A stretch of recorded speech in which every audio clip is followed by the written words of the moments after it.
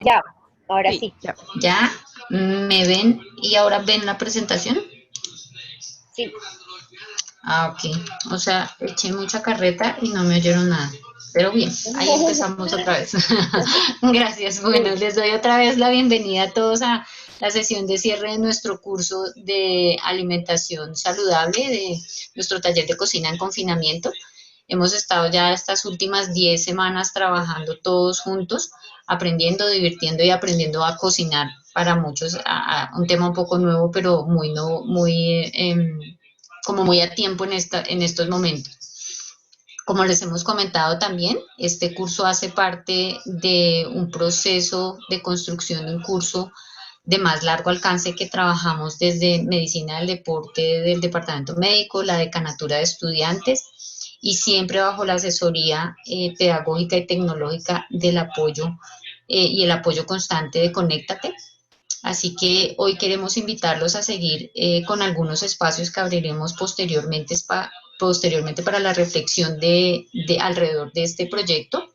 En las próximas semanas los estaremos contactando a algunos de los participantes que estén interesados o si ustedes están interesados y quieren eh, encontrarse con nosotros para la construcción de este curso de actividad física y alimentación saludable. Al final les voy a dejar los correos de contacto de las personas que estamos trabajando en el proyecto. También hoy vamos a compartir con ustedes una encuesta de todo el curso, una encuesta de satisfacción del curso. La va a compartir con ustedes en el chat Mateo del equipo de Conéctate. Él va a colocar el enlace y les pedimos de todo corazón que por favor participen en ella porque vamos a tener más información para la construcción de todo el curso y va a ser una retroalimentación importante para nosotros. Hoy nos encontramos nuevamente ya, Ana María y yo.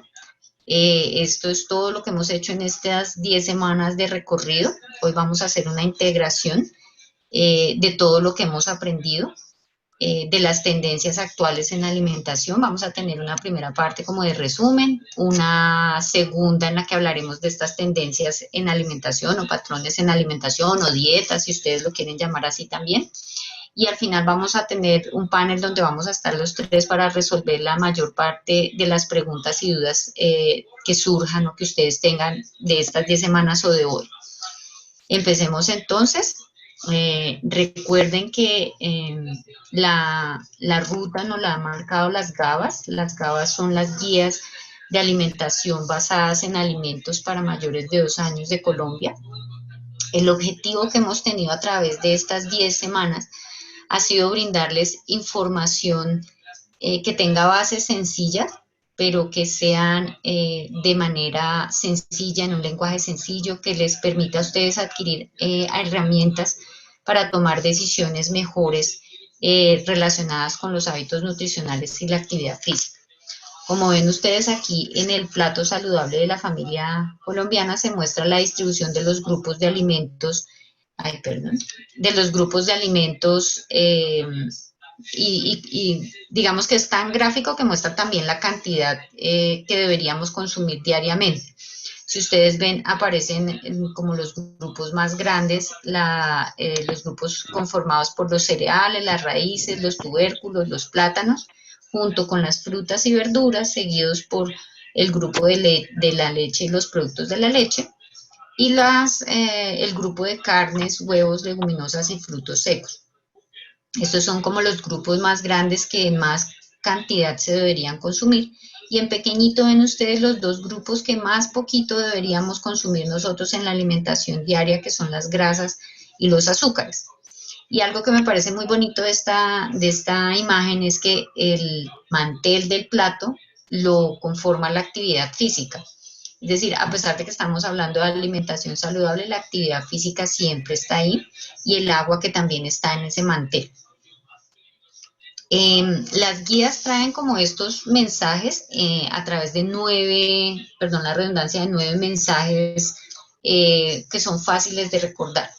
Se los voy a mostrar así como los trae la guía. El primer mensaje nos dice que un plato saludable está conformado por alimentos variados, por alimentos variados, alimentos frescos y como vieron en el mantel, pues está el agua y la actividad física.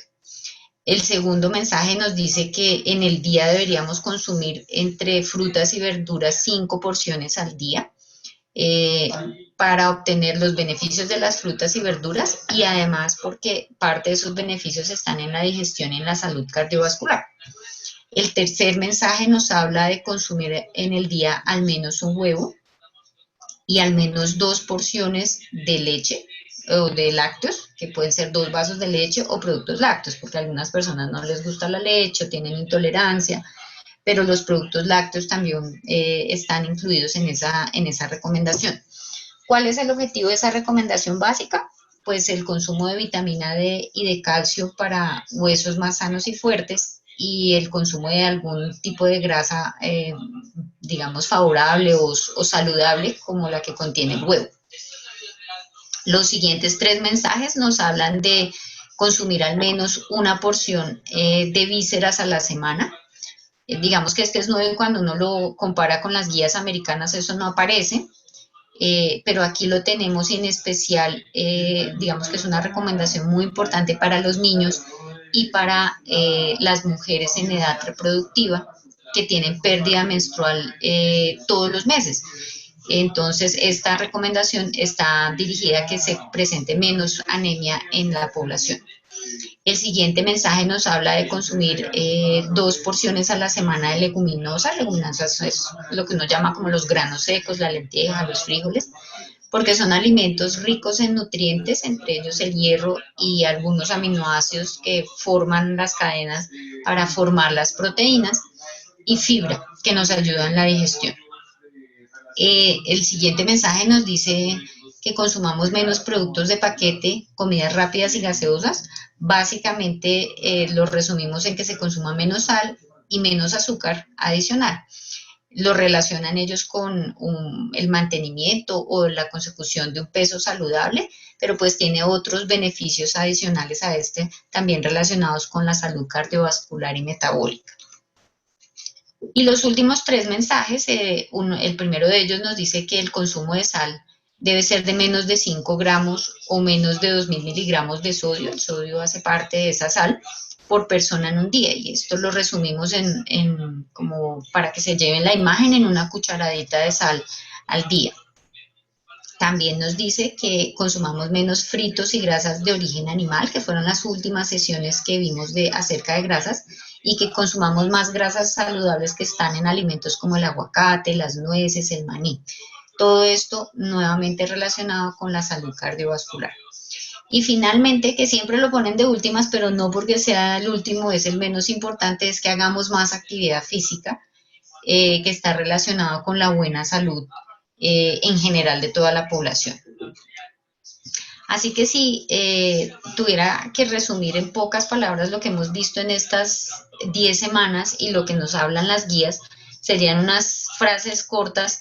La primera es que consumamos más alimentos frescos, que Ana María y Laura, la nutricionista que nos visitó en una de las sesiones, hablaban como más comida de verdad, alimentos frescos a los que no les miremos la etiqueta, es decir, naturales, que sean suficientes para nosotros, para las necesidades de cada uno. Las necesidades de todos son diferentes porque dependen de la edad, de la actividad física, entre otros. Que además sean alimentos variados para que la alimentación no sea monótona y tal vez aburrida, que algunas personas se pueden aburrir de comer todos los días lo mismo, sino que sea variado y colorido el plato cuando lo consumimos. Que la sal y el azúcar que añadimos sea en bajas cantidades, que como vimos en estas semanas, pues la sal y el azúcar están relacionados con efectos metabólicos no favorables. Y finalmente, el eslogan que tenemos en nuestro programa de promoción de actividad física y reducción de conductas saludables en la universidad, que se llama 30x5, que es muévete más, siéntate menos, o muévase más, siéntese menos, perdón. Es decir, y lo llevamos al 30x5, es realizar al menos 30 minutos de actividad física 5 días a la semana y hacer pausas de la postura sentada, que es en la que más estamos ahora recientemente, al menos 2 minutos cada 45, 60 minutos. si además esas muchas frases las tuviéramos que resumir en poquitas, yo diría que son estas tres. Entonces, una es que consumamos la comida natural o comida de verdad, que es como la forma de llamarlo a la que no le vemos la etiqueta que está en las frutas, en las verduras, en las carnes, en las legumbres, en los huevos que no tienen etiqueta, que sea en cantidades adecuadas según las necesidades. Estas necesidades particulares son diferentes, dependen de nuestro tamaño. Una persona pequeña va a necesitar menos alimentos que una persona grande o alta o fornida para cubrir las necesidades diarias. Además, si tenemos necesidades especiales como una mujer en embarazo, un niño que está creciendo, un anciano, o que tiene enfermedades o patologías o condiciones de salud diferentes.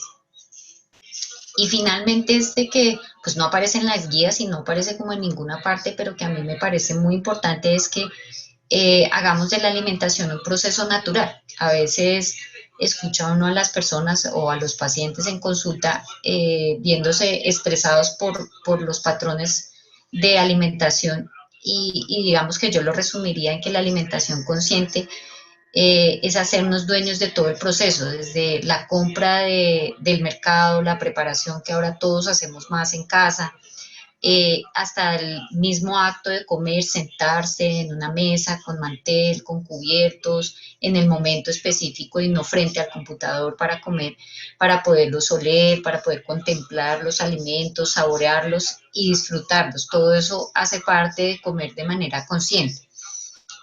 Y en los casos en los que compremos alimentos en paquete, pues tenemos que ayudarnos con unos tips que aprendimos también durante el curso de lectura de la etiqueta nutricional, eh, más no hacerlo como de manera rígida en lo que la gente llama el conteo de calorías, porque eso hace incluso que sea hasta tedioso pensar en comer si tengo que mirar cuánto pesa y cuántas calorías me provee cada alimento que yo consumo. Aquí recordemos unas cosas pequeñitas de lo que nos enseñó Laura en la lectura de las etiquetas. Aquí en el segmento A y B, los dos primeros lo que vemos son información acerca del tamaño, de las calorías y la cantidad de porciones que trae cada alimento. Entonces, por ejemplo, este tiene el tamaño por porciones de una taza de 228 gramos y dice que este alimento con esta etiqueta tiene una porción por envase y que cada porción da 260 calorías. ¿Qué llama la atención acá? Es que hay que mirar cuántas porciones vienen, porque a veces dice calorías 260, pero aquí dice que trae dos porciones, o sea, en realidad es el doble de esos 260, y lo que estamos tratando de hacer es eh, como un mantenimiento de cierto número de calorías. En la tercera parte, que es el segmento C, aparecen los nutrientes o los macronutrientes, grasas, carbohidratos básicamente, y el sodio y el azúcar, que hacen parte como de estos grupos. Allí podemos tener en cuenta esos tips que nos dio Laura, que fueron muy importantes. Uno grande lo ven ustedes aquí a la izquierda, y habla de los valores diarios, que es esto que aparece acá, y nos dice que los alimentos que aparecen los alimentos, no, los nutrientes que nos dice que vienen en menos del 5%, se considera que es porque trae una baja cantidad de ese nutriente, y si está por encima del 20% de este valor diario, nos dice que su contenido es alto. Entonces, si nosotros lo miramos, por ejemplo, aquí en este de grasa total, tiene el 20% del valor diario, es decir, que diríamos que es un alimento rico en grasa. Si lo miramos aquí abajo, tiene 25% de grasa saturada. Si ustedes recuerdan de las últimas dos sesiones, la grasa saturada es como ese tipo de grasa que llamamos grasa mala.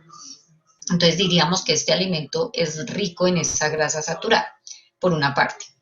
Luego viene aquí el sodio, que es la sal, o sea, cuando lo miramos en etiquetas aparece como sodio, y aquí por una parte vemos el valor diario que está por encima del 20%, y por otro lado podemos mirar lo que nos enseñó Laura, que decía que un alimento con menos de 140 miligramos se considera que es bajo en sodio y con más de 480 se considera que es alto. Entonces este es un alimento alto en sodio.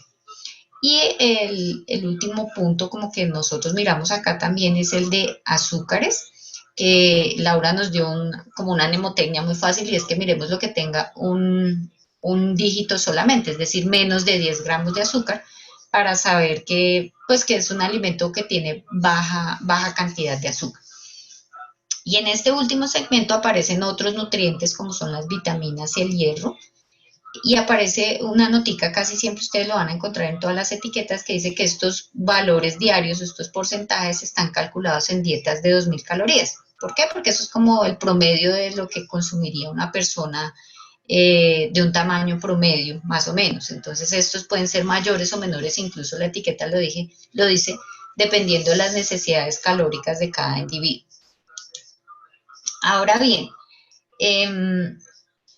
finalmente, como en esta primera parte, es importante que nos hagamos la pregunta de cuáles son los objetivos que persigo con mi alimentación, porque de acuerdo a estos objetivos que se tengan con la alimentación, pues van a variar las necesidades y muy probablemente las recomendaciones y los planes nutricionales. Así, por ejemplo, podemos encontrar un montón de objetivos. Entonces, nos preguntamos si lo que queremos es alterar el peso corporal, es decir, yo quiero subir, quiero bajar de peso. Si yo quiero mantener o mejorar la salud, que puede estar relacionado con lo que quiero son reducir riesgos en salud porque tengo algún factor de riesgo como colesterol alto, hipertensión, diabetes. Si quiero mejorar el rendimiento físico, como le sucedería, por ejemplo, a los deportistas, o si lo tengo todo junto o todo está anexo a un objetivo de sostenibilidad ambiental que también es parte de los objetivos que muchas personas tienen con su alimentación y que Jack nos ha nombrado mucho durante las sesiones del curso.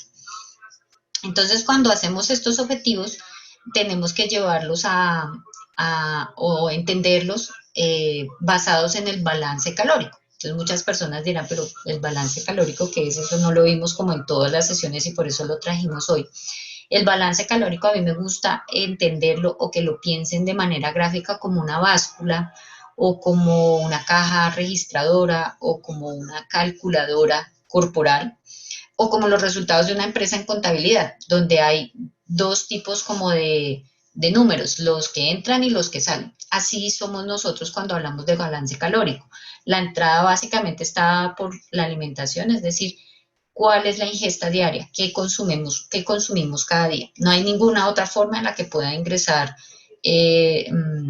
nada a este balance calórico si no es por la alimentación. Y a la derecha ustedes ven las salidas o los egresos, diríamos, que está dado básicamente por estos tres puntos. El primero es la tasa metabólica basal, el segundo es la termogénesis y el tercero es la actividad física. Esta tasa metabólica basal es la energía que necesitamos para mantenernos vivos, es decir, para estar sentados, latiendo el corazón, respirando y haciendo todas las funciones vitales. Y si ustedes miran es del 50%, es decir, en lo que yo más gasto es en mantenerme vivo, básicamente. Y esta tasa metabólica basal está dada por algunas características que hacen que la gente cuando las entienda otras cosas que no había notado. Entonces, esa tasa metabólica basal está dada por dos cosas principales. Uno es el tamaño, es decir, las personas pequeñas tenemos una tasa metabólica más baja, las personas de mayor tamaño tienen una tasa metabólica más alta. Y relacionado con ese tamaño está la composición de ese tamaño o de ese peso que yo tengo. Entre más masa muscular tengo yo, pues la tasa metabólica es más alta porque el músculo es un tejido muy activo, a diferencia del tejido graso que no es un tejido muy activo, que por eso se los hemos nombrado como durante el curso. Si uno está pensando en pérdidas de peso, mantenimiento de peso, ojalá no sea a costa de perder masa muscular, sino grasa y ganar masa muscular. Y el otro factor grande del que depende la tasa metabólica basal es la edad. Entonces, un niño pequeñito tiene una tasa metabólica basal altísima porque está haciendo recambio altísimo para crecer, para construir tejidos. Cuando van pasando los años, la tasa metabólica va bajando. Entonces, cuando yo soy un adulto mayor, mi tasa metabólica basal es mucho más bajita. Y ahí es donde viene como el comentario de las personas de, pero yo como lo mismo que comía hace 20 años y yo no sé por qué me engordo.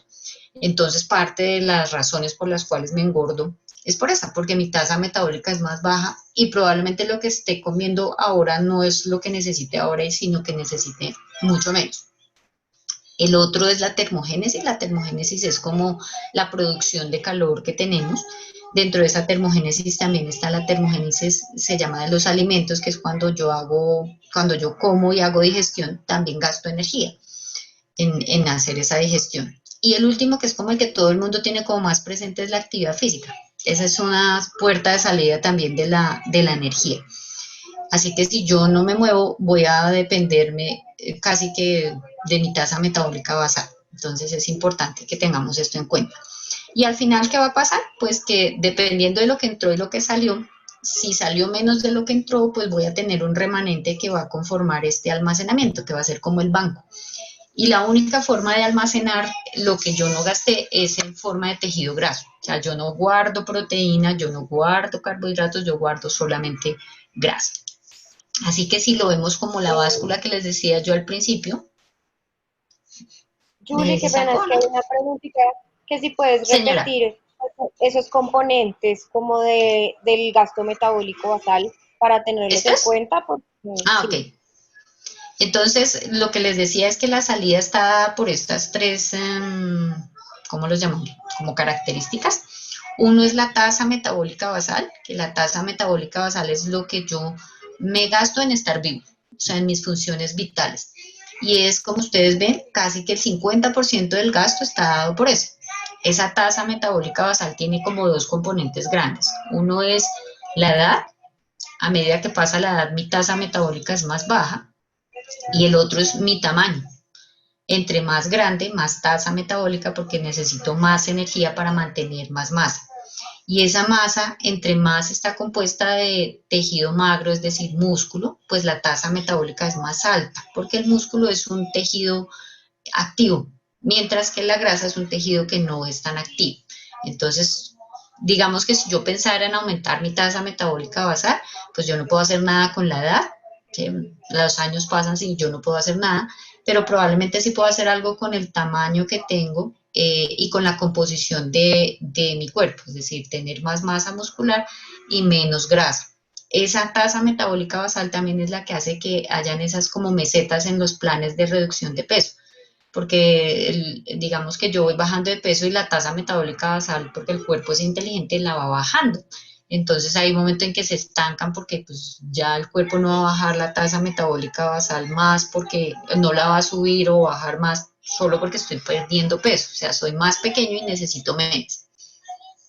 El segundo componente es la termogénesis, que es como la función de producir calor, mantener la temperatura, y otro lo da la termogénesis de los alimentos, que es la energía que se gasta el cuerpo en metabolizar o en digerir los alimentos. Eso también gasta, que es como lo que lleva a la teoría de algunos patrones alimentarios que dicen, trate de comer cada 3, 4 horas, porque cada vez que usted come, pues enciende el metabolismo para hacer termogénesis, para gastar energía, que va a estar un poco en contravención con lo que vamos a ver más adelante de algunos patrones alimentarios.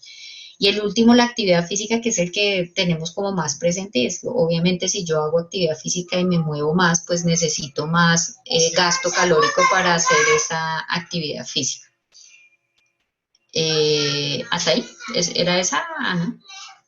Sí, era esos componentes El resumidos. pedacito. Listo. Entonces, pues, ¿qué va a suceder? Que si yo consumo más de lo que gasto, voy a aumentar de peso. Y si yo gasto más de lo que consumo, voy a disminuir el peso. Y si yo como y gasto lo mismo, pues me voy a mantener en el peso que tengo. Si solamente lo pensamos en términos de peso, de peso corporal. Ahora aquí con este tema del balance calórico queremos cerrar como la primera parte y vamos a darle inicio a un tema que en equipo decidimos era muy importante tocar porque hubo muchas preguntas acerca del tema y porque está muy relacionado como con lo actual y por eso lo trajimos en el cierre, que son las tendencias actuales en alimentación. Las podemos llamar dietas, o sea, entonces la dieta mediterránea, la dieta vegana, cetogénica, vegetariana, o los podemos llamar patrones de alimentación, o a veces los podemos llamar hasta modas, que no me gusta mucho, sino más como patrones. Hay muchas, tienen características diferentes, algunas comparten otras características y lo que decidimos fue buscar evidencia científica para mostrarles las bases teóricas de estos patrones, las ventajas posibles que pudieran presentar o las desventajas que pudieran presentar. Las agrupé como en dos grupos grandes, de a tres cada uno, porque comparten algunas características. Entonces aquí, en la primera, cuando hablamos de la dieta mediterránea, que es por la dieta que se consumía o que se consume cerca del Mediterráneo, nos referimos a un patrón en el que se da una mayor cabida a los vegetales, como los vemos acá, a las grasas monoinsaturadas, específicamente por el aceite de oliva, algunas grasas poliinsaturadas dadas por los pescados, los frutos secos y el vino. Aquí también se incluye el vino, que también hablamos de eso un poco en el curso. Esta dieta está asociada a efectos cardiovasculares positivos, es lo que más se ha asociado con ella, pero no está asociada con pérdida de peso significativa en realidad, y a veces incluso con aumento de peso por algunos de sus componentes. Adicionalmente está relacionada con disminución o con falta de hierro y calcio en sus componentes, no tanto como veremos en otras, pero sí un poco de esto. Luego viene la dieta cetogénica, ustedes la habrán escuchado también como dieta keto, que se refiere a la restricción completa, casi, pues diríamos que completa, de carbohidratos, incluyendo las frutas. En esta dieta se excluyen tanto los carbohidratos complejos, o lo que nosotros llamamos harinas, y las frutas. Y todo esto dándole mayor cabida a los alimentos ricos en proteínas, como los que vienen de las carnes, los huevos y los lácteos. Y se consumen verduras, pero que son libres en carbohidratos. Recuerden que las verduras tienen un tipo de carbohidrato que no se absorbe, es decir, no tiene... no se digiere y por tanto no ingresan calorías. Esta dieta está asociada, está asociada con pérdida de peso, con mejoría también del perfil cardiovascular, tiene un buen aporte de calcio y de hierro por la composición que tiene, pero está relacionada en especial cuando se inicia con este patrón, con sensación de hambre, con sueño, con cansancio e incluso con halitosis, que es mal aliento por la producción de cuerpos cetónicos, que son los que se producen en la digestión de las proteínas como las carnes. Por otro lado está la dieta paleo o paleolítica, que también la deben haber escuchado ustedes, que lo que hace es emular como la alimentación que debieron tener los primeros hombres, que comían lo que encontraban, era la caza, entonces era carne, pescado, aves en esa época, frutos que encontraban en la naturaleza, legumbres, y este patrón es bajo en carbohidratos, más no libre de carbohidratos como la dieta cetogénica. También está asociada con pérdidas de peso, con un control de la glucosa o del azúcar en sangre, bueno, porque mejora el trabajo de la insulina. Tiene un mejor control del apetito porque aquí ya hay algunos carbohidratos, pero también se ha asociado, en especial cuando se inicia el patrón, con cansancio, con hambre y con sueño, porque pues la carga de carbohidratos tampoco es tan alta. Y luego tenemos los últimos tres patrones, que también los coloqué como juntos porque comparten algunas características. Entonces, la dieta vegetariana y la dieta vegana, como las vemos acá, tienen algunas similitudes. Su característica principal es que no se consumen carnes. Sin embargo, en la vegetariana o la ovo-lacto-vegetariana se consumen a veces huevos y lácteos, mientras que en la vegana no se consume ningún alimento de origen animal, o sea, tampoco incluyen lácteos y huevos. Las dos están relacionadas con efectos de salud cardiovascular. No están relacionadas con pérdida de peso, o sea, no son la vía para hacer pérdida de peso, en especial porque sucede con mucha frecuencia en las dietas vegetarianas y veganas cuando son iniciadas sin una asesoría correcta, que se establece basado en el incremento de los carbohidratos, o sea, de las harinas. que son los causantes en su mayor medida del aumento de peso por exceso de calorías. Y además están relacionadas con déficit en hierro, en calcio, en vitamina B12, en ácidos grasos omega 3 y en vitamina D. Entonces, normalmente los vegetarianos y veganos, en especial los veganos, tienen que hacer suplementación con pues, suplementos alimenticios, pastillas de hierro, calcio, vitamina D, vitamina B12, ácidos grasos omega 3 y vitamina D. Y finalmente encontramos una más novedosa, que es pues digamos más novedosa en tiempo, que es el ayuno intermitente o los tipos de ayuno. Este es un patrón en el que no se excluye ningún tipo de alimento como hemos visto en todas las demás, sino que se caracteriza porque se restringe la alimentación por periodos de tiempo. Esos periodos de tiempo pueden ir entre 4 horas, 8 horas, hasta 24, 48 horas, dependiendo de los subtipos que hay adentro, los subpatrones que hacen adentro. Entonces, en esto lo que hacen es que a veces la persona no come 8 horas y después sí puede comer y puede comer lo que quiera. En otros, por ejemplo, hacen 5 días de alimentación normal y 2 días de ayuno completo. Lo único que permiten consumir es agua o té sin calorías. Se ha relacionado con pérdida de peso muy modesta en realidad. Lo que yo encontré en un metaanálisis es que fue entre el 5 y el 10%, es decir, no es muy grande. Y digamos que no lo han podido explicar en los modelos si es por el tipo, o sea, porque el ayuno es intermitente, como lo dice como el nombre, o si en realidad es porque hacen una restricción calórica, que es lo que hacen todos los planes que están dedicados a bajar de peso. Por otro lado, se ha encontrado que hay disminución de la inflamación, de los procesos inflamatorios, parece que se estimula la regeneración celular por unos efectos antioxidantes, como aparece aquí, se altera la flora intestinal y al parecer hay algún tipo de modificación de la expresión genética. Sin embargo, a pesar como de todos estos hallazgos, lo que uno encuentra es que la evidencia viene de estudios de muy corta duración. Casi todos son hechos en animales, en modelos animales, y no se han estudiado sus efectos a largo plazo, en especial en poblaciones vulnerables, sobre todo.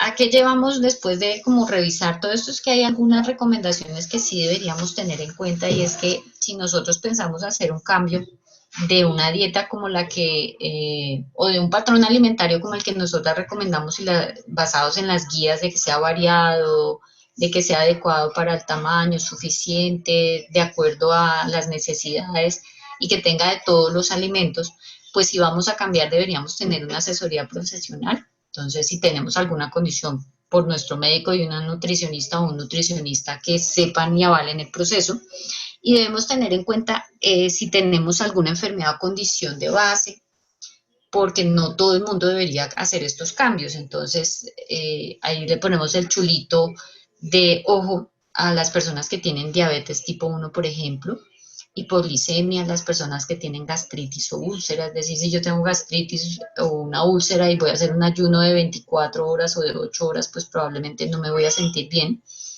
Muchos de estos patrones en los que hay pérdida de peso, se hace una pérdida más de masa muscular que de masa grasa, porque además algunos de esos patrones, como los que les mostré en la ceto y en la paleo, cuando uno escucha a los pacientes le dicen, vengo hoy a consulta medicina al deporte para empezar, porque ahora sí puedo empezar a hacer ejercicio, porque lo que se hace normalmente es que se restringe la actividad física al principio por esos efectos secundarios que les hablé de cansancio, sueño, todo eso. También si tenemos enfermedades renales, porque si se va a hacer una dieta hiperproteica, o sea, con alto contenido de proteínas, pues todas las proteínas se aclaran por el riñón. La actividad física, es decir, si yo soy deportista y voy a hacer un ayuno intermitente, ¿a qué horas entreno? ¿Antes del ayuno, durante el ayuno, después del ayuno? Y en especial en esas poblaciones que yo les decía vulnerables, que son los niños y el embarazo. Ustedes imaginarán que por cuestiones éticas pues no se hacen estudios con niños y embarazos, por ejemplo, en ayuno intermitente. Entonces, digamos que hay que tener cuidado con este tipo de patrones de alimentación. Y finalmente, que me parece muy, muy importante que lo hablamos con Ana María, es que todos estos patrones de alimentación se dirigen casi que básicamente a la pérdida de peso. Y digamos que hacer la elección de un tipo de alimentación basados en la pérdida de peso no es bueno. Ese no debería ser el único beneficio o ganancia secundaria que yo quiero ganar, que yo quiero obtener, porque a veces estas dietas que son solo pensadas en pérdida de peso, pues producen un montón de cosas, producen ansiedad, producen temor, miren que está asociado, que mucha de esa ansiedad y ese temor puede estar asociado a esos efectos secundarios de cansancio, más sueño, más hambre, y a veces la disminución del peso no es saludable, sino que se hace a costa de la masa muscular. Y además a veces estos patrones olvidan que nosotros somos seres sociales y que comer es encontrarnos también. Es una forma de encontrarse y reunirse. Y finalmente, pues, alimentarse no solamente es comer, alimentarse es todo lo que ingresa a nuestro cuerpo y parte de eso es la alimentación, pero también es lo que escuchamos, lo que vemos, que puede estar, digamos, todo junto para darnos bienestar y paz. Aquí quiero terminar con esta frase que nos ha acompañado durante todo el curso, en todas las sesiones, y es que tu alimentación sea tu medicina y tu medicina sea tu alimentación. Aquí lo que quiso decir Hipócrates fue eso exactamente, que todo lo que entre sea lo mejor para nosotros. Muchas gracias, nos vamos con esto a la sección de preguntas y al panel. Ana María la dejo aquí, la dejo de compartir para que Laura va a ser nuestra moderadora Sí, eh, muchas gracias, de nuestro Julie. panel. No, a ustedes, muchas gracias.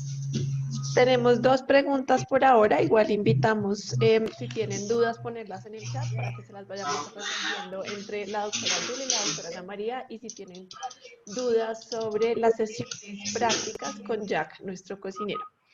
Una de las preguntas es, ¿el consumo de arroz se puede cambiar por quinoa para una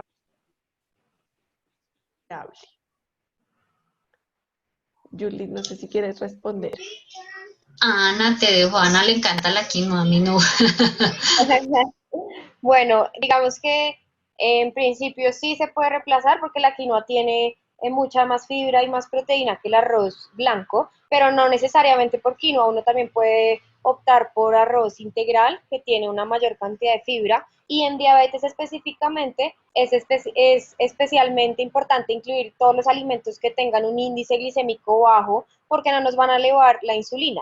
Entonces ahí entran todas las leguminosas, los granos, el maíz, porque también tiene fibra y va a hacer que ese proceso de absorción del azúcar de los carbohidratos pues sea mucho más lento. Entonces, en corto sí, pero no solamente por la quinoa y en porciones pequeñas de consumo ocasional el arroz pues no es un mal alimento. Entonces, todo está como en la porción y si tú dejas la quinoa un día, arroz integral otro día, arroz blanco otro día, en las porciones que son, pues no tiene por qué incrementar el azúcar en la sangre. Perfecto. Otra pregunta que nos hacen, y con respecto a lo que Julie estaba hablando del ayuno intermitente, es si produce inflamación. No sé si nos quieres confirmar, Julie, con respecto a eso. No, de pronto me explique más. Lo que han encontrado los estudios experimentales hasta ahora es que disminuye la inflamación, es decir, la respuesta inflamatoria en general. Eso estaría como relacionado con efectos benéficos a nivel cardiovascular y metabólico. Eh, pero digamos que como que ahí termina la evidencia porque son lo que les digo, estudios cortos y esos estudios de inflamación han sido sobre todo en animales, esto lo hacen sobre todo en ratas. Perfecto. Acá nos preguntan, de pronto Ana, que le gusta hacer este tipo de recomendaciones, si hay alguna sugerencia sobre las meriendas o las onces, porque nos dice nuestra participante que peca un poco en estos momentos, que meriendas podemos recomendar que sean como alineadas con lo que hemos hablado. Claro, digamos que para nosotros saciar esas ganas de comer algo y ese antojo, es importante incluir algo que tenga proteína y ojalá grasa buena, porque son los que van a estimular los receptores, digamos, a nivel gastrointestinal y a nivel cerebral y quitarnos como esa ansiedad de consumir algo. Si yo quiero algo salado, pues es, digamos, esa receta que hicimos del hummus es un excelente ejemplo porque es rico en proteína, rico en fibra y rico en grasa buena. Entonces es un muy buen ejemplo. Otro sería, por el lado salado, una porción de media taza a una taza en cocido de palomitas de maíz, porque también tiene fibra. Y con poca sal en la casa, incluso uno lo puede saborizar de pronto con una cucharadita de queso parmesano para darle ese gusto salado o picante si les gusta, y eso también hace pues un efecto en la saciedad y en el sabor. Y si es del lado dulce, como hemos dicho varias veces, es importante incluir, por ejemplo, cacao que tenga altos porcentajes, chocolate que tenga altos porcentajes de cacao, porque nos va a estimular y a saciar ese impulso sin necesidad de exceder las cantidades de azúcar adicionada al chocolate. Entonces, pues todo depende como del antojo, pero siempre optar por algo que tenga harta proteína y grasa buena, también como las nueces, las almendras, el marañón, los pistachos, una porción adecuada, pues va a tener ese efecto positivo sobre el control del apetito. Perfecto.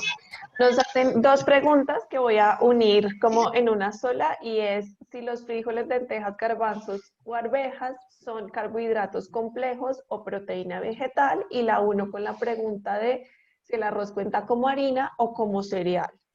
Esas se las dejo para que ustedes decidan. No sé si incluso Jack de pronto nos sabe y nos responde, o Julie responde. Lau, ¿me la repites otra vez, por favor?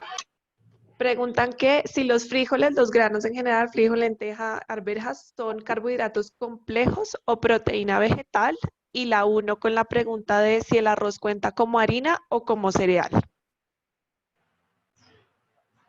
De pronto ahí me voy adelantando con, Ana me corriges o me agregas más.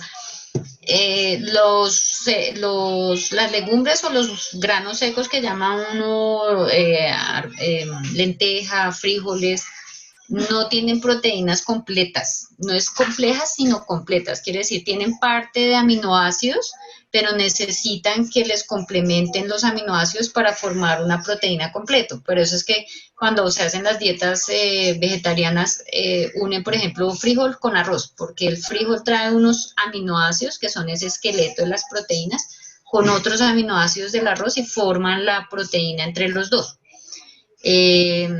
Digamos que el arroz, la segunda pregunta es un cereal, si ustedes lo ven ahí está dentro de el grupo grande que estaba a la izquierda en el plato de la comida saludable, es donde está metido el arroz, es un cereal, Sí, que ahí lo como los único para... carbohidratos pues tienen calorías. Exacto.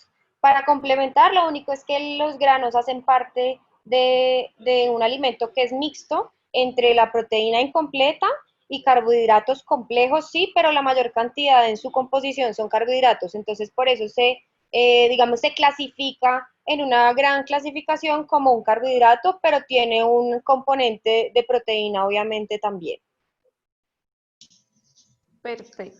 Nos Lau, preguntan, dime. perdón, meto mi cucharada. En este momento, Mateo del equipo de Conéctate va a colocar el enlace para la encuesta que les pedimos encarecidamente respondan la mayor cantidad porque nos va a ayudar con hacernos la retroalimentación de todo el curso y nos va a ayudar en la construcción del siguiente curso. Gracias, Lau. Gracias a ti, sí, súper importante. Nos preguntan una recomendación de qué alimentos es favorable consumir cuando se quiere masa muscular. Ana. Perdón, es que no te escucho bien. Perdón, ¿qué? Una recomendación de alimentos a consumir para ganar masa muscular.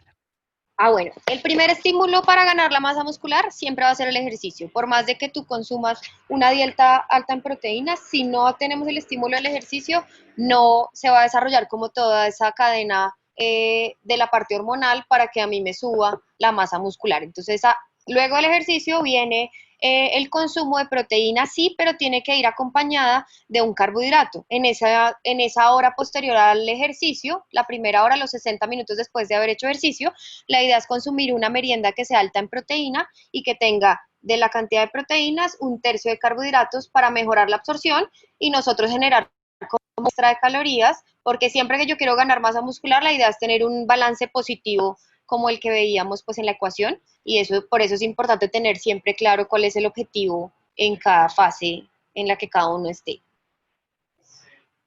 Listo. Julie, preguntan si es verdad que no se deben consumir jugos cuando se está buscando bajar de peso.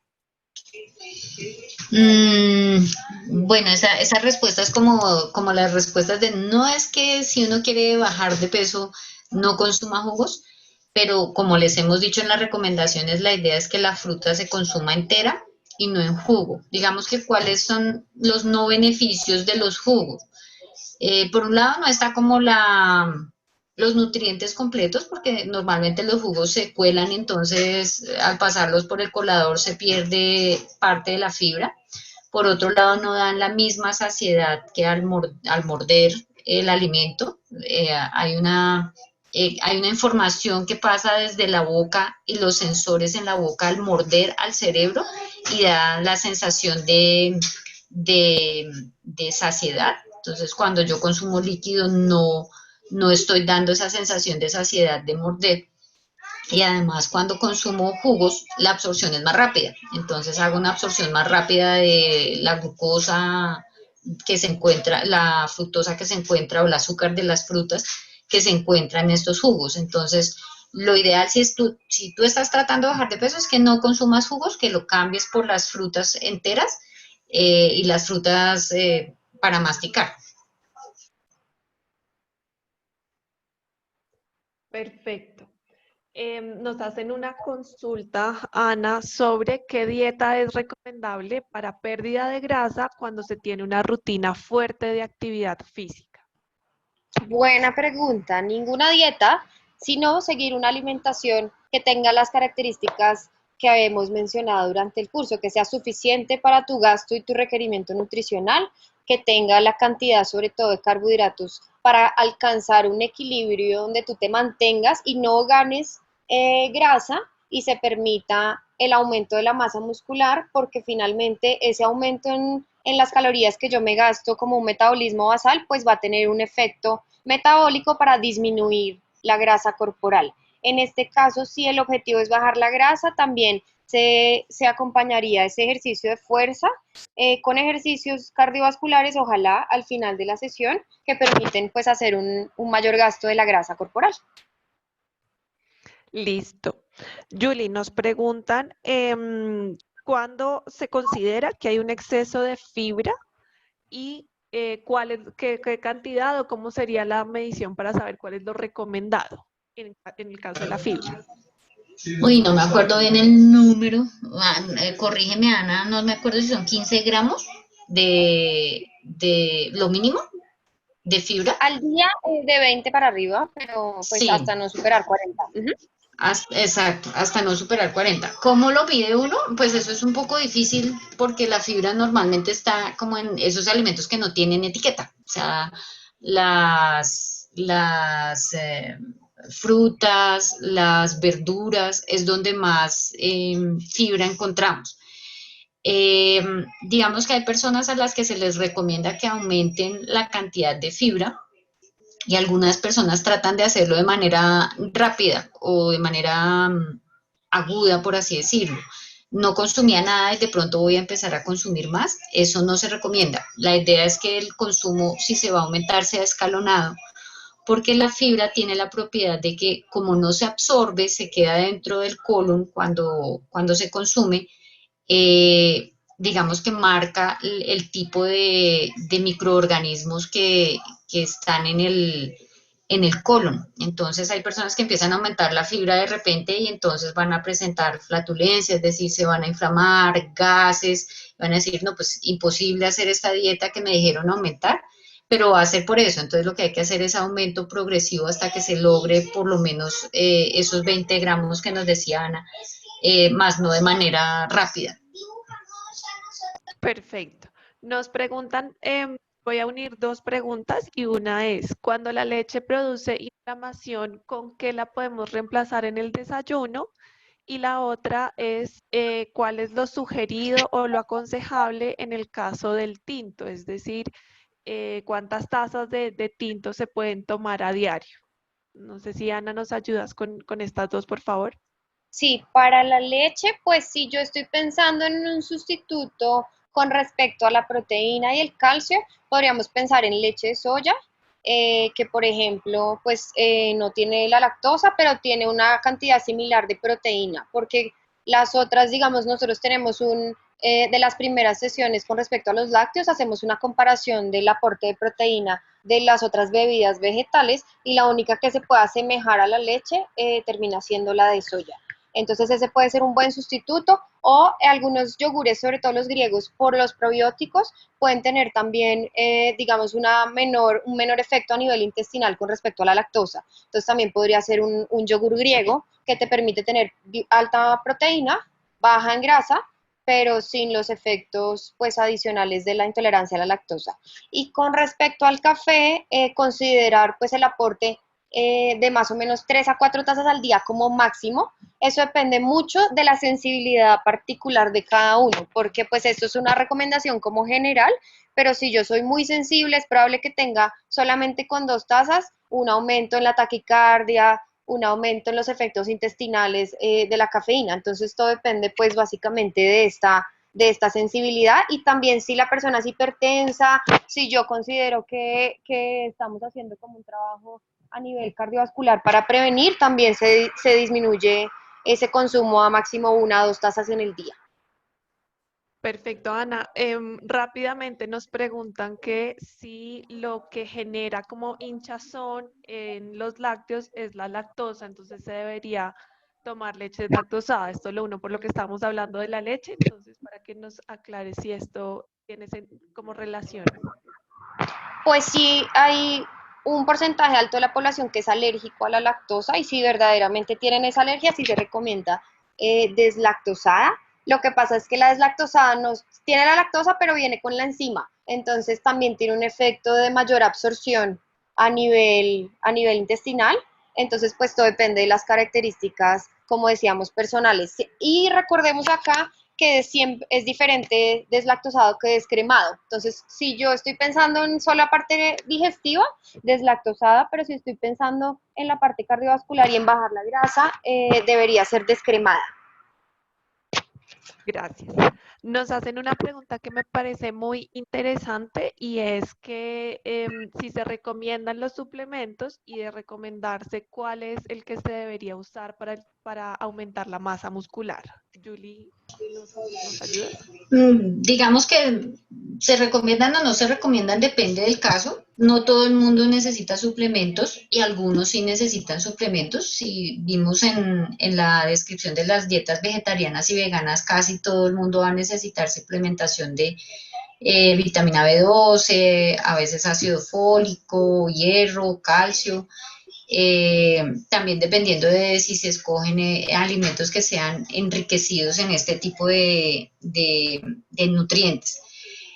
¿Cuándo podrían necesitar unos suplementos? Por ejemplo, los deportistas, y cuando hablo de deportistas, son deportistas de alto rendimiento en que por más que consuman alimentos, pues nunca van a lograr el requerimiento que tienen en cuanto a gasto calórico. Probablemente vayan a necesitar, no, hay que diferenciar entre suplemento y complemento. El suplemento es exactamente eso, como que cambia o hace el trabajo de uno de esos nutrientes y el complemento es eso, que adiciona algo más a la dieta. Entonces a veces hay que hacer complementación o suplementación y a veces hay que hacer las dos cosas. ¿Cuál se recomienda? No, digamos que en este momento uno no puede decir cuál se recomienda porque depende de los casos individuales y depende de lo que haga un nutricionista haciendo conteo de calorías, conteo de macronutrientes, conteo de micronutrientes de acuerdo a la necesidad de cada persona para decir si usted necesita hierro o necesita qué, y además hay que hacer medidas de laboratorio también para saber si lo requiere, ¿no? Listo. Ana, nos preguntan, o Julie, no sé, por lo que tú también hablaste sobre el tema el día de hoy, que en caso de hacer un ayuno intermitente de 14 horas, si es recomendable hacer ejercicio durante ese tiempo de ayuno. Pues eso es como tan individual. Ahí cuando tú miras hay un montón de recomendaciones de no haga ejercicio durante ese tiempo, o haga el ejercicio antes, o hágalo después, o los días que va a hacer ejercicio no haga ayuno intermitente. Yo diría, desde mi experiencia, desde lo que sé, que si uno va a hacer un ayuno de 14 horas, yo creo que las 14 horas le van a dar en el día, pues sería mejor no hacer ejercicio el día del ayuno. Eh, por eso digo que hay muchos patrones. Hay gente que dice 5 días de alimentación normal y 2 días de ayuno, pues hacen 5 días de ejercicio y 2 días de no ejercicio cuando se hace el ayuno. Pero si tú haces 14, 10 todos los días, pues ojalá el 14 sea la hora que te vas a dormir, ¿no? Para que puedas hacer ejercicio antes de empezar el ayuno. Yo ahí sí, solo complementaría que si ese es el caso, de pronto pensar en hacer el ejercicio en la ventana donde uno consume un alimento para evitar pues síntomas asociados a esa falta de carbohidratos sobre todo, y que siempre se mantenga una buena hidratación durante esa media hora o máximo una hora que uno puede hacer ejercicio en una ventana asociada al ayuno intermitente. Y si eres atleta de alto rendimiento, competitivo, en otras condiciones, no las de ahorita, pues no se recomienda el ayuno porque va a disminuir, digamos, el desempeño deportivo que uno pueda tener. Muchas gracias. Tenemos 5 preguntas pendientes en el chat, entonces pues vamos a tratar de abordarlas para cerrar. De pronto nos pasamos un par de minutos, pero pues para cerrar como las consultas que tenemos hasta el momento. Ana, con el tema del ayuno intermitente salió otra para, digamos, contestarla de una vez, y es qué ocurre si se hace ayuno intermitente todos los días.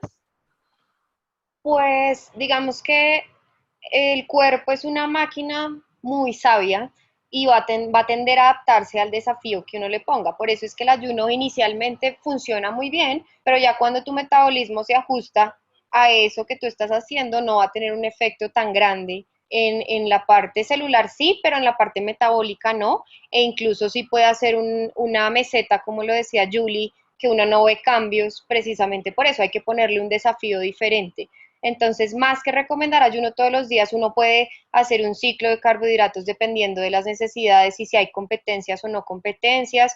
Uno podría también, pues, hacer, sobre todo con el entrenamiento, hacer diferentes cosas, sobre todo con la parte muscular y el aumento de la masa, que es lo que finalmente nos va a ayudar a aumentar el músculo y disminuir la grasa corporal.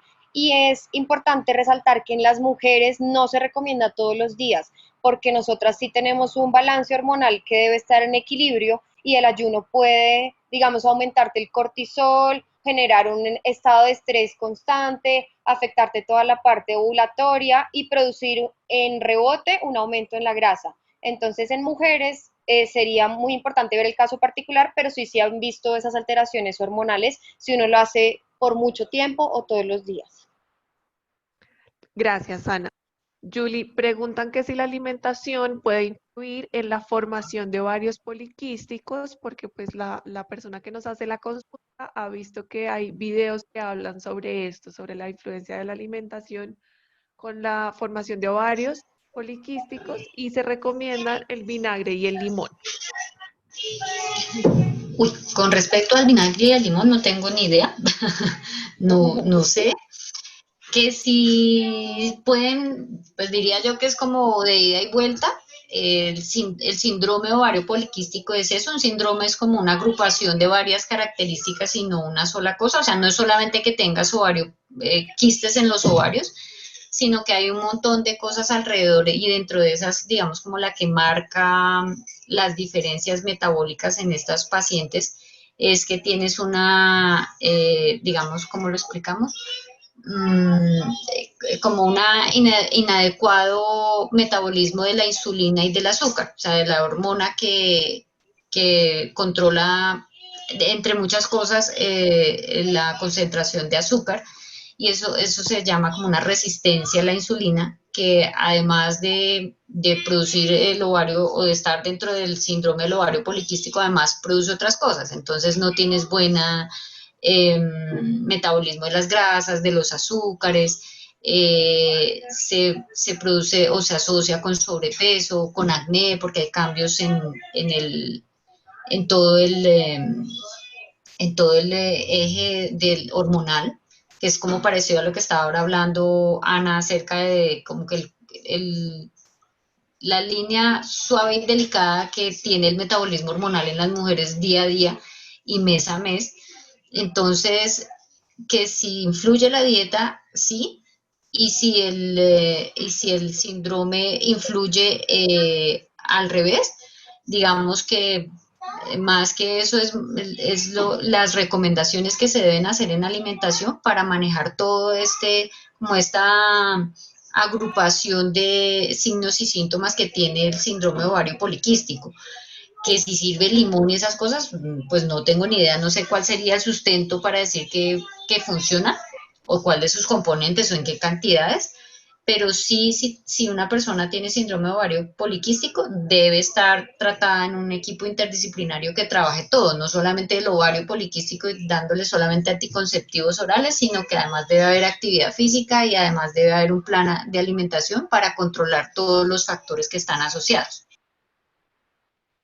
Gracias, Julie. Vamos con las últimas tres. Ana, te hago dos porque están relacionadas. Una pregunta que nos hacen es si una persona hizo una dieta para bajar de grasa, si se recomienda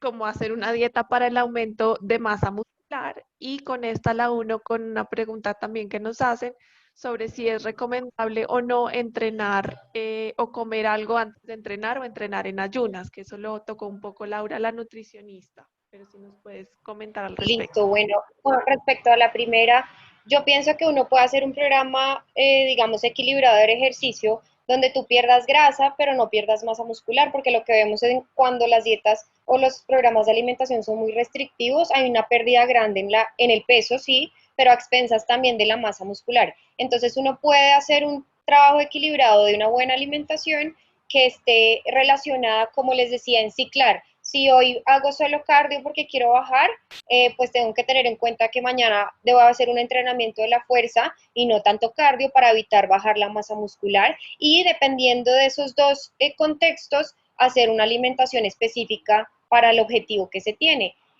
A veces nos quitan los carbohidratos totalmente para bajar de peso y esa no debería ser la mejor opción porque va a tener un efecto rebote y porque además con el ejercicio no se va a ver pues un efecto positivo, en cambio sí de pronto mucha fatiga y algunos síntomas asociados. Digamos que en ese caso sería mejor hacer un programa diseñado para bajar la grasa y que en el mismo momento podamos hacer un trabajo de la fuerza evitando esa pérdida de masa muscular idealmente sin quitar ninguno de los macronutrientes importantes porque todos son importantes.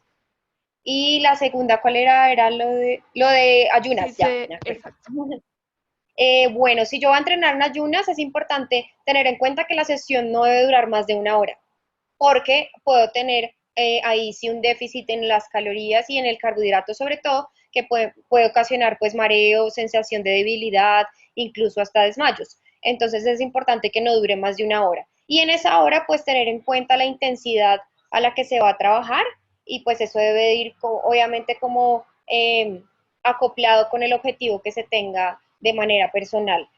Si yo entrené, siempre es recomendable en la primera hora después de terminar el ejercicio consumir, como les decía, una merienda, un refrigerio que tenga proteínas y carbohidratos. Eso puede ser un sustituto proteico, la comida, ambos aportan proteína y carbohidrato. La única diferencia es que el sustituto, digamos como el suplemento que hablábamos, se puede absorber más rápido que la comida en general, pero ambos te van a aportar la proteína y el carbohidrato necesario si se hace con las porciones necesarias.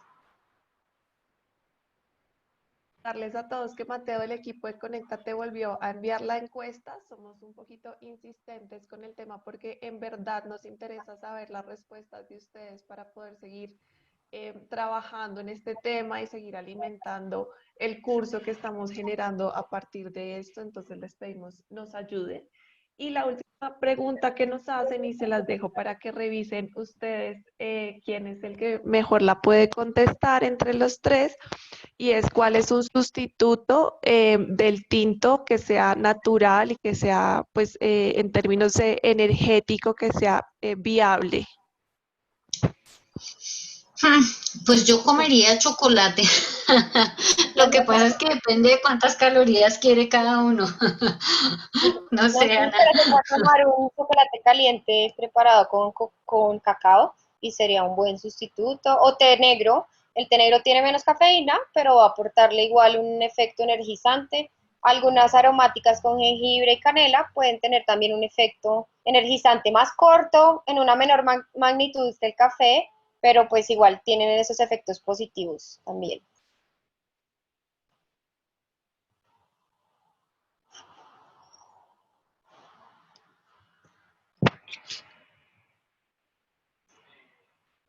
Había una lau del algo del pescado, que si a las personas no les gusta el pescado, que sustitutos pues de la grasa buena pueden tener. Entonces de pronto mencionar ahí el aguacate en una porción adecuada, las nueces, almendras, marañones, pistachos, lo mismo en porciones adecuadas, pues van a aportar ese colesterol bueno. La yema del huevo, que también está muy satanizada, si yo me como 2 huevos en el día con la yema no voy a exceder el requerimiento máximo de colesterol, e inclusive tiene colesterol bueno también, entonces también entra de esos alimentos que aportan grasa buena.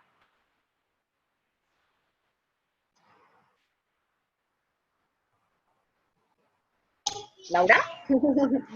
Creo que se nos fue, no la veo. Sí. Espérate, miramos si está por acá. A ver qué dice. Y finalmente acá, ¿que cuánto tiempo después de entrenar se puede comerla? Y recomendaciones en esa primera hora. Puede ser desde el minuto 1 o uno puede estar tomando alguna bebida durante la sesión final del ejercicio. Ahora es donde más se va a absorber esa proteína. Entonces es importante que ahí aprovechemos esa ventana metabólica para administrar el alimento. Sí, de acuerdo, en los primeros 60 minutos es la idea. Algunas personas hacen cosas para disminuir, como por ejemplo, no comer en esa primera hora, buscando no reponer pues lo que se gastó Calorías. cuando están en plan de bajar de peso. Sí me escribió Lau que se le bloqueó, que ya no tenía ya como más preguntas del chat. Pues yo creo que hasta aquí nos vamos, pues ya son 12:10. Les agradecemos muchísimo su participación en todas estas semanas en que estuvimos acompañándolos y en que ustedes nos estuvieron acompañando. Nuevamente les recomendamos que diligencien la encuesta que nos dé a Mateo del equipo Conéctate para que nos ayuden a construir los espacios futuros. Yo les dejé ahí los correos de Laura y el mío si ustedes quieren participar en la construcción de estos espacios, y de todas formas, como tenemos algunos correos, los vamos a estar contactando para que lo sepan para espacios futuros. Muchas gracias, Ana, Jack, todo el equipo Conéctate, la vicerrectoría, la decanatura, todos quienes estuvieron todas estas semanas apoyándonos en este curso. Gracias a todos.